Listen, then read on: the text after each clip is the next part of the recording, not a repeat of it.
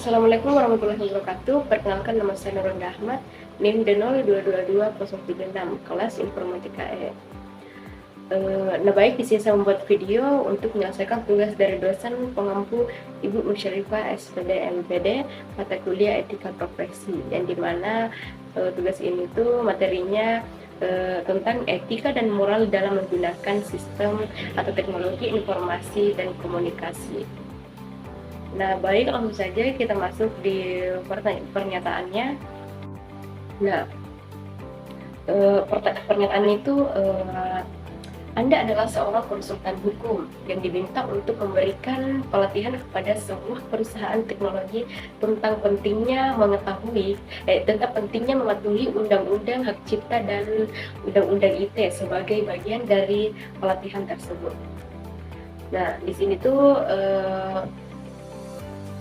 pertanyaannya itu nomor 1, buatlah studi kasus fiktif yang melibatkan pelanggaran undang-undang hak cipta dan undang-undang ITE dalam konteks perusahaan teknologi. Nah, studi kasus harus mencakup detail spesifik yang menggunakan identifikasi pasal-pasal yang relevan dari kedua undang-undang tersebut.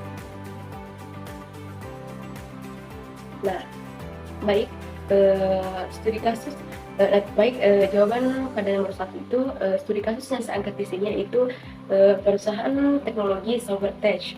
Nah, di dalam perusahaan teknologi Cybertech ini telah mengembangkan aplikasi media sosial yang memungkinkan pengguna untuk berbagi konten termasuk foto, video, dan tulisan. Namun mereka mulai mengalami masalah ketika beberapa pengguna mulai mengunggah konten yang melanggar hak cipta, seperti membagikan lagu-lagu atau film tanpa izin. Nah, selain itu, beberapa pengguna juga menggunakan platform ini untuk melakukan tindakan yang melanggar undang-undang ITE, seperti menyebarkan informasi palsu atau menyerang reputasi orang lain melalui komentar atau postingan yang merugikan. Nah, selanjutnya yaitu pertanyaan pada nomor 2, soal nomor 2 yaitu berikan analisis hukum Anda terhadap studi kasus tersebut. Nah, termasuk pasal-pasal yang dilanggar dan sanksi yang mungkin diberikan, dan jelaskan juga langkah-langkah yang harus diambil oleh perusahaan untuk mematuhi kedua undang-undang tersebut. Nah, analisis hukum pertama itu untuk pelanggaran undang-undang hak cipta. Nah, Cybertech ini dapat dikenai sanksi sesuai dengan pasal 113 Undang-Undang Hak Cipta. Nah, jika mereka tidak mengambil tindakan untuk menghapus konten yang melanggar hak cipta setelah menerima pemberitahuan dari pemilik hak cipta. Selain itu, jika cyber tersebut secara aktif memfasilitasi atau menguntungkan dari pelanggaran hak cipta, mereka dapat dituntut secara pidana sesuai dengan pasal 136 Undang-Undang Hak Cipta. Nah, selanjutnya itu analisis hukum pada pelanggaran Undang-Undang ITE. Nah, dalam konteks pelanggaran Undang-Undang ITE ini, Cybertech dapat dikenai sanksi sesuai dengan pasal 27 Undang-Undang ITE. Nah, jika mereka tidak mengambil langkah untuk menghapus konten yang melanggar setelah menerima laporan dari pihak yang berwenang. Nah, selain itu, Cybertech ini juga dapat dituntut jika mereka terlibat dalam menyebarkan informasi palsu atau merugikan reputasi yang lain melalui platform mereka yang melanggar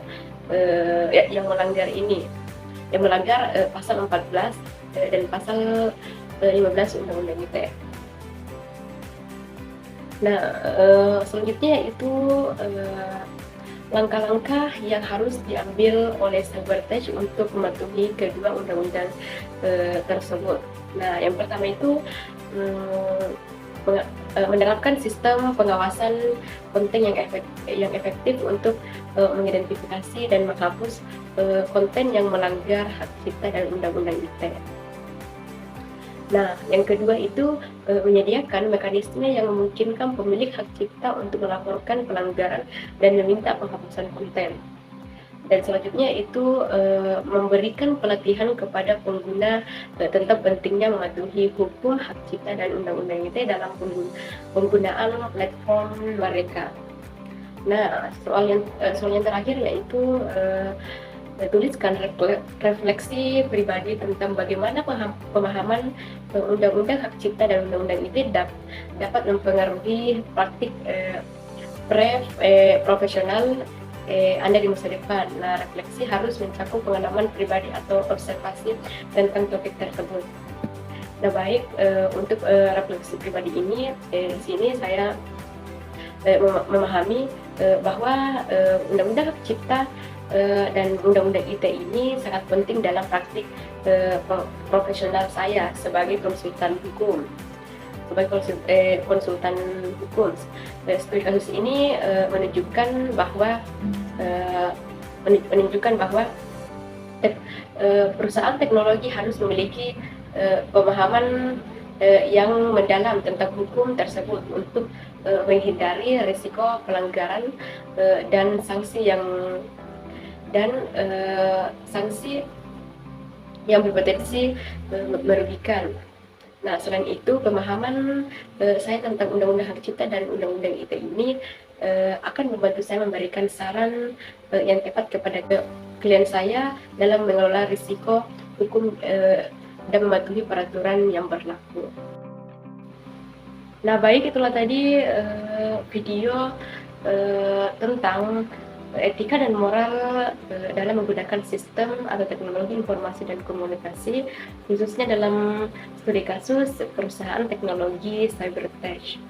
Nah, kurang lebihnya mohon dimaafkan. Wassalamualaikum warahmatullahi wabarakatuh.